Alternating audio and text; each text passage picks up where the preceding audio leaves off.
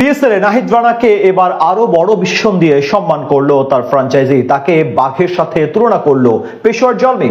আর সেই রয়্যাল বেঙ্গল টাইগারকে নিয়ে এবার শিরোপা জিততে প্রস্তুত হলুদ জার্সিধারীরা।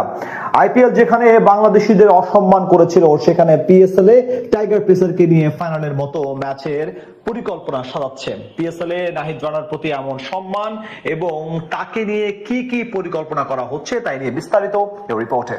সম্মানের মালিক মহান সৃষ্টিকর্তা, তিনি যাকে সম্মান দেন সেটা কেউ আটকে রাখতে পারে না। এবার আইপিএল এ বাংলাদেশি ক্রিকেটার মুস্তাফিজুর রহমানের সাথে বিসিসিআই এবং তাদের দল কলকাতা নাইট রাইডার্স কি করেছে সেটা সবারই মনে আছে।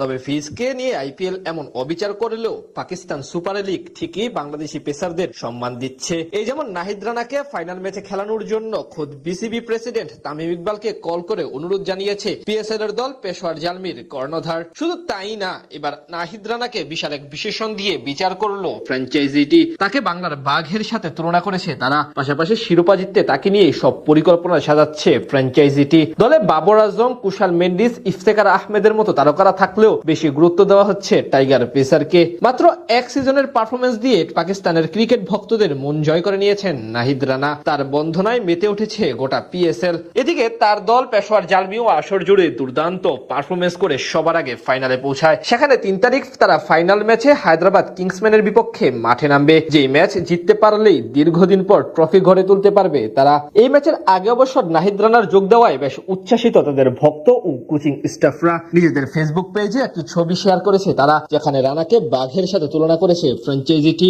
তাদের বিশ্বাস বাঘের মতোই সব লন্ডভন্ড করে দিয়ে তাদের ম্যাচ জেতাবেন এই স্পিড স্টার। এর পক্ষে অবশ্য যুক্তিও আছে।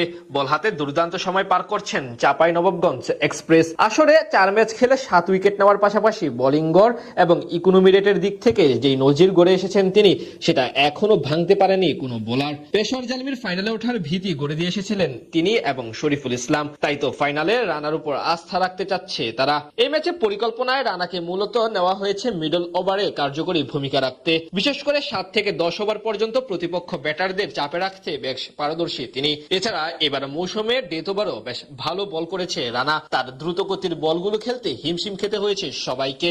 এছাড়া মিডল ওভারের সময় বল পুরাতন হওয়া শুরু করে, আর ফিল্ডিং সেটআপেও পরিবর্তন এনে সার্কেলের বাহিরে অতিরিক্ত ফিল্ডার রাখা যায়। ঠিক সেই মুহূর্তে রানার দ্রুত গতির ডেলিভারি ক্যাচ তুলে দিতে পারে ব্যাটাররা। তাছাড়া এখন অব্দি পিএসএল এ তার মতো গতি, বাউন্স এবং কন্ট্রোলে বল করতে পারেনি আর কোন বোলার। সেখান থেকে মূলত পেশোয়ার জালমি রবিবার হায়দ্রাবাদের বিপক্ষে ম্যাচে মূল ট্রাম্প কার্ড হিসেবে বিবেচনা করছে নাহিদ রানাকে, যার ফলস্বরূপ মাত্র এক ম্যাচের জন্য হলেও তাকে বাংলাদেশ থেকে উড়িয়ে পাকিস্তান নিয়ে এসেছে তারা। এছাড়া রানা যদি বল হাতে জ্বলে উঠতে পারেন তাহলে একাই ধসে দিতে সক্ষম প্রতিপক্ষের ব্যাটিং অর্ডার। মাত্র 1 ওভারেই ম্যাচের পার্থক্য গড়ে দিতে পারেন তিনি।